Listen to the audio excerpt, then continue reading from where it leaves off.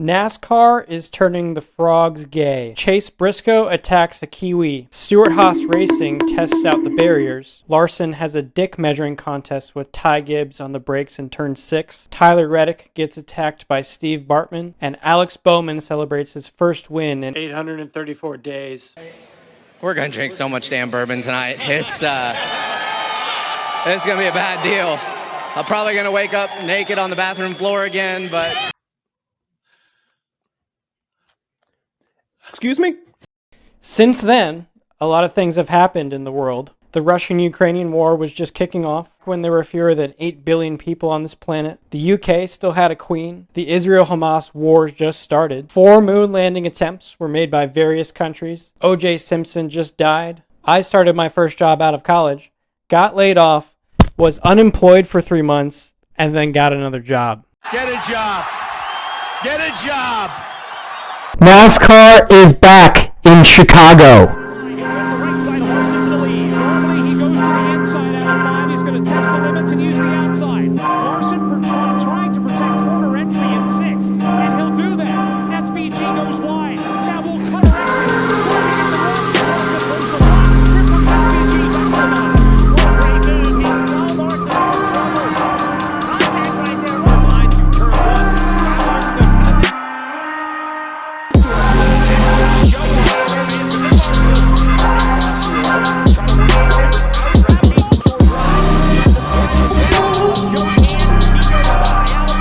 Alex Bowman has won at Chicago. Right, so starting with the Xfinity race, the Kiwi already stole freedom from us once on this Freedom Weekend.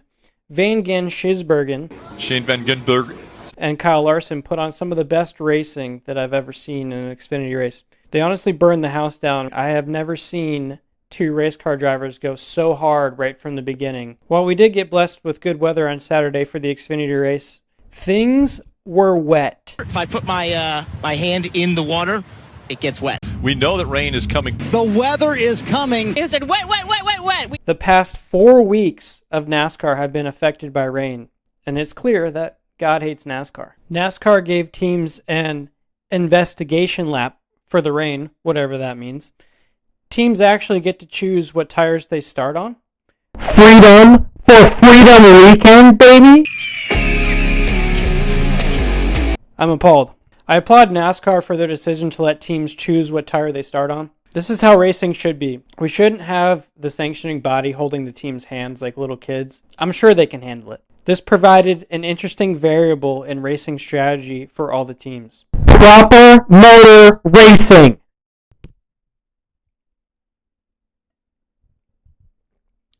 Now on to the race. Lap 8. SVG takes second place from Reddick. Under a second over Tyler Reddick, Shane Van Gisbergen, Kyle Larson, and Christopher Bell in the top 5. Lap 13. SVG takes the lead, as expected. Yep, now trying to drag race that 19 of Gibbs, 54 of Gibbs as they go on to the front stretch. Now they try to go around Ryan Preece in the 41, and it's Shane Van Gisbergen who's able to take the lead. Here comes Christopher Bell in the 20. Christopher Bell out of nowhere now is going to challenge his teammate. The back of Van Gisbergen as Corey LaJoie is around over on the backside of the course. Right now he is in turn number 5, facing the wrong way as Corey LaJoie gets turned around. Now NASCAR, in their infinite wisdom, decided to keep running the race under the caution flag. And this was with pit road closed while most of the field was on slick tires. Remember how at the beginning of the race, we let teams make their own decisions? There was talk about safety in the pit lane and not making the pit crews the deciding factor for stage 1. Aren't they part of the team? Isn't this a team sport where we race as a team? What a crazy concept, I know. So then stage 1 ends under caution with SVG winning. And then the rain comes out.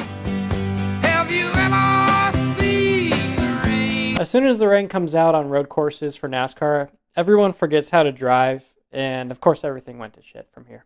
Well, we did talk with Ty Gibbs when he was sitting up on the pit box. He's strapped into the car now. Listen into the radio. I'm over here stroking my dick. I got lotion on my dick right now. I'm just stroking my shit. I'm horny as fuck, man. I'm a freak, man. Like, for real. Alright, buckle up. This is where shit goes wrong real quick. Lap 22. Everyone dives into the pits under caution. On the way out, we have Bell, Gibbs, Larson, Van Gisbergen, Bowman, Wallace, Briscoe, Reddick. But wait, Reddick hits his teammate Bubba Wallace. We can't necessarily blame this on NASCAR rain road course incompetency as much as that it was just a really shitty situation. So Bell slows up to let the cars that didn't come to the pits go by, but the safety vehicles happen to be in the worst possible spot. Bell slams on the brakes, Reddick shoves it up Bubba's ass, and everyone bottlenecks, and from there it's just a clusterfuck. Lap 25. Bowman spins Wallace. Suarez gets collected. An interracial hate crime. Now, at this point, everyone must be thinking,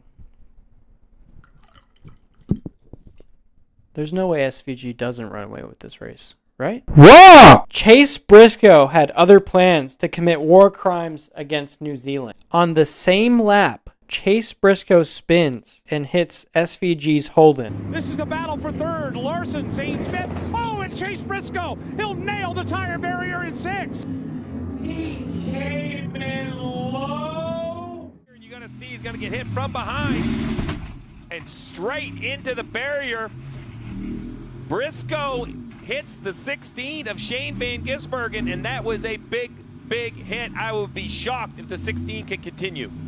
This is international terrorism. Someone call the CIA. Believe it or not, New Zealand is a real country, which is part of Australia if you didn't know. Then, the race is red flagged for 100 minutes due to rain. Good job, NASCAR. Why didn't you do that earlier before the favorite was taken out of the race? Now, after the rain delay, fans had plenty of time to have too many drinks, and NASCAR decides that it wants to be IMSA with a timed race due to the impending darkness. To do fuel mileage over a distance. That's how it's always calculated. We don't run time races. We run distance races. Everything's a little greener now, too, after the rain has gone through. Reminder, you see on the right side of your screen, timed race countdown. When that clock hits 0, and Steve, I'll let you explain. Yeah, so when that clock hits 0, the leader, once he crosses the start-finish line on the zeros, next lap around white, next lap checkered. So basically you're going to see 2 more laps after the clock expires.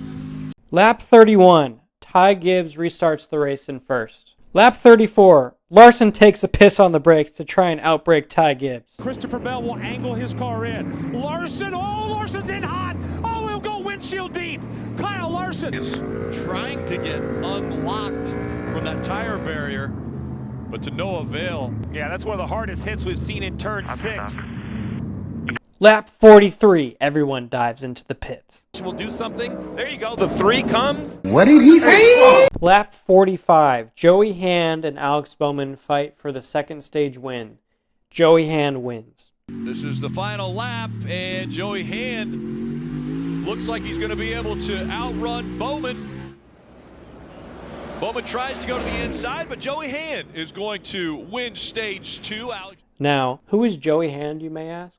Joey Hand is the 2011 ALMS GT champion, 2011 and 2017 IMSA Rolex 24 Daytona winner, 2011 and 2012 Sebring IMSA 12-hour GT class winner, 2016 24 hours of Le Mans winner. There's no way he gets passed on a road course, right? Lap 51. Bowman takes a piss on the brakes and passes Joey Hand. Bowman all over his back bumper. Joey Hand's mirrors are filled with Alex Bowman. Here they come into turn number one. Bowman again looking low. Hand will block the advance. He'll keep the lead out of one, but Bowman now another opportunity to go to the inside. Will he do it? He's looking. Hand strong out of two and onto Lakeshore Drive. This is where Bowman was good last time. He's closer this lap as they work down Lakeshore Drive through turn 3 on the right-hand side. Out the front of Alex Bowman's car, the Ally on board. Race for the lead. Down into the heavy braking turn 5. Bowman to the driver's right of Joey Hand. He goes by. Alex Bowman to the lead. Joey Hand tucks in line behind him. They race off 5 in reverse order and nose to tail. Now, buckle the fuck up, okay? Rock your socks, grab your cocks, because this is just the beginning of the end for Stewart Haas Racing. Some of you may know that SHR is going out of business at the end of the season. Well, this just proves why. Remember lap 25? That was just the first crash for SHR in this race. The first of many. Lap 51. Caution comes out due to Josh Berry. What team is Josh Berry on? SHR. From here, we try to play the SHR Try Not to Hit the Barriers challenge impossible. Lap 54. Restart. Bowman still leading. Chase Briscoe crashes again, making this the third SHR crash of the day. Lap 55. Bell Truex and Carson Hocevar make contact. No caution. Not even 1 second later, Ryan Preece from SHR crashes his first crash of the day.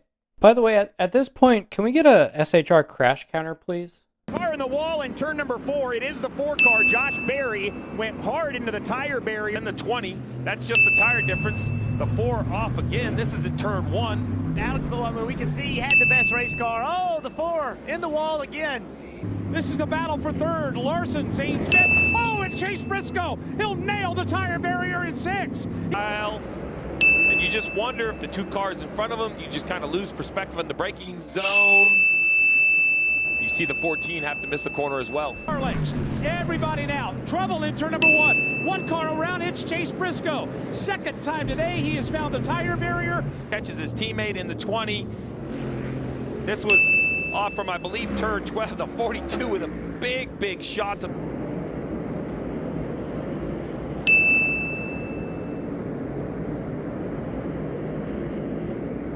Lap 56, Tyler Reddick shoves it down the inside on Ty Gibbs and Brad Keselowski.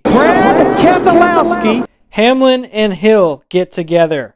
By the way, this is Hamlin's second crash of the day. Credit one lap to go. Lap to go, presented by Credit One Bank. Tyler Reddick had just under 2 seconds gap between Bowman and him. Well, he fucks that up. Tyler Reddick, Bowman through 4 out of 5. Here comes Tyler Reddick. He hits the wall. That may be all the gap Bowman needs. He's in the wall as And they the work gap the widens to 3.6 seconds. Tyler Reddick gave it all he had coming through turns 4 and 5. He's given up too many car lengths now to be a factor as Alex Bowman, for the final time through turn number 6, drives away. Tyler Reddick came so close, but he did regroup the car. Alex Bowman has won at Chicago.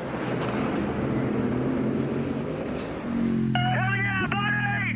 That's what I'm talking about. Hell of a job, brother. Bowman wins at Chicago. After Bowman wins, he tries to celebrate like Shane Van Gisbergen. We fucked that up. Awesome job. Oh no. The celebration into the wall. After the race, Bubba shows his displeasure with the move that Bowman pulled earlier in the race. Bubba Wallace decides to... Well, remember earlier little at the aggressive. 48, spun the 23. I don't want to repeat what Larson said, but Can't hear me? Hey, Kyle, you're talking to everyone, but... Yikes! By the way, he finished 13th. For this little move, Bubba was fined $50,000. $50,000 is only 2% of Bubba's salary. Now, if you were making $50,000 a year, this fine would be equivalent to $1,000. Just for reference, in 2024, with $1,000, you could buy 1,000 plays on TouchTunes, 400 Crunchy Taco Supremes from Taco Bell, 8 Daytona 500 tickets, or 70% of one Taylor Swift concert ticket. Right. So, the Grand Park 165.